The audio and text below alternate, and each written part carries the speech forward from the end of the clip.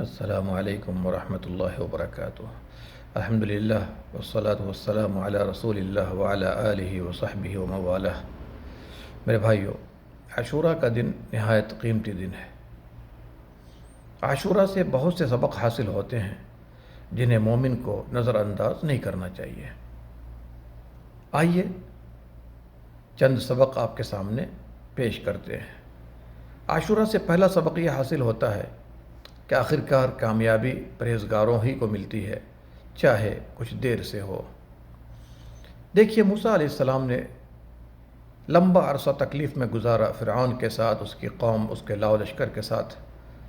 پھر اللہ کا حکم آیا، فَأَوْحَيْنَا إِلَىٰ مُوسَىٰ أَنِ اضْرِب بِّعَصَاكَ الْبَحْرَ۔ موسیٰ علیہ السلام نے ڈنڈا مارا سمندر میں اور اللہ تعالیٰ نے ان کو پار کر دیا اور فرعونیوں کو غرقاب کیا۔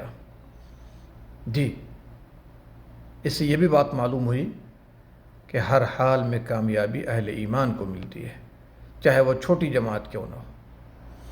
دوسرا سبق یہ ملا ہمیں اور آپ کو عاشوراء سے، اللہ پر توکل ہی نجات کا ذریعہ ہے۔ موسیٰ علیہ السلام نے فرعون اور اس کے لشکر کے گھیرے میں ہونے کے باوجود کیا کہا؟ کَلَّا إِنَّ مَعِيَ رَبِّي سَيَهْدِينِ۔ ہرگز نہیں، بے شک میرے ساتھ میرا رب ہے، وہ مجھے کامیاب کرے گا، وہ مجھے راستہ دکھائے گا۔ سورہ شعراء آیت نمبر 62۔ تیسرا سبق یہ ملا کہ اللہ کا شکر دل اور زبان کے ساتھ عملی عبادت سے ہوتا ہے۔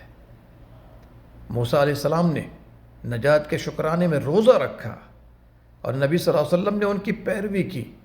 آپ نے بھی روزہ رکھا، صحابہ کو بھی روزہ رکھنے کا حکم دیا۔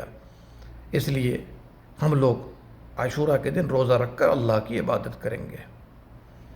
چوتھا سبق یہ ملا عاشوراء سے کہ اہل کتاب کی مخالفت ضروری ہے۔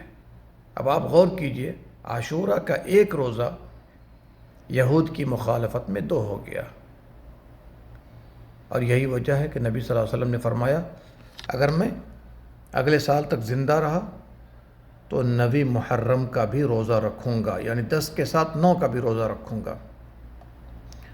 اس لیے علماء نے 9 اور 10 یا 10 اور 11 محرم کو روزہ رکھنا مستحب قرار دیا ہے تاکہ یہودیوں کی مشابہت نہ ہو۔ اسلام نے مختلف مواقع پر یہود و نصارہ کی مشابہت سے ڈرایا ہے۔ جیسے وہ داڑھی موڑتے ہیں، ہمیں داڑھی رکھنے کا حکم ہے۔ وہ سحری نہیں کرتے، ہمیں سحری کرنے کا حکم ہے۔ وہ افطار میں دیر کرتے ہیں، ہمیں سورج غروب ہو جانے پر فوری افطار کرنے کا حکم ہے۔ انہوں نے انبیاء اور نیک لوگوں کی قبروں کو سجدہ گاہ بنا لیا، ہمیں اس سے سخت ہوشیار کیا گیا ہے۔ وہ بچوں کا برتھ ڈے مناتے تھے، ہمیں اس سے منع کر دیا گیا۔ وہ شادی کا سالگرہ مناتے تھے، ہمیں اس سے منع کر دیا گیا۔ اس طرح بہت سی مثالیں ہیں جس میں شریعت نے ہمیں یہود و نصارہ کی مخالفت کا حکم دیا ہے۔ وہ بالوں کو کلر نہیں کرتے تھے، ہمیں کلر کرنے کا حکم ہے۔ وہ چپل اور جوتے میں نماز نہیں پڑھتے تھے، ہمیں جوتے میں نماز پڑھنے کا حکم دیا گیا ہے۔ اللہ تعالی ہمیں اور آپ کو عاشوراء کے سبق سے اپنی زندگی کو مزین کرنے کی توفیق دے۔ آمین یا رب العالمین۔ اللہم صلی علی نبینا محمد وعلی آلہ وصحبہ اجمعین۔